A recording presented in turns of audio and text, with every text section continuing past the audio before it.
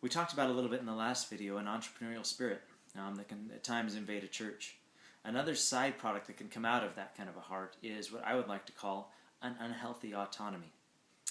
Autonomy is a good thing. It means to stand on your own 2 feet. When it can sometimes become unhealthy within a church is when a church can begin to think that what it does is all that matters.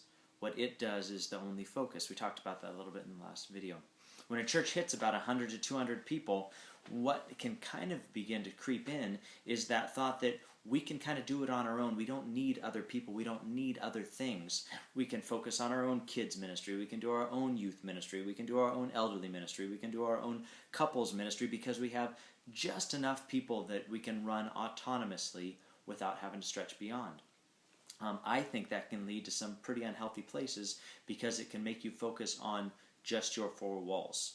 Just these 4 walls here, just our church here, when really Christianity was intended to be much more than that. When Christ spoke of loving disciples, he wasn't talking about loving disciples only in one church. He was talking about loving Christians at large, different churches, different denominations. And what can happen in unhealthy autonomy is when you're focused on just you forget there are others that are on the outside.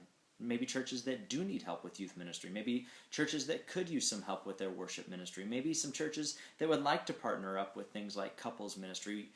The nice thing about Star Valley is that it's so small.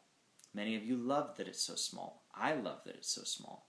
But the problem can be when an average church is 5 to 15 people, maybe 15 to 50 people, the problem can be how much can you do with 15 to 50 people? But when you can lock arms and say, 3 or 4 churches about that size, yeah, we can do couple ministries together. We can do a VBS in the summertime together. We can do some like-hearted outreach together.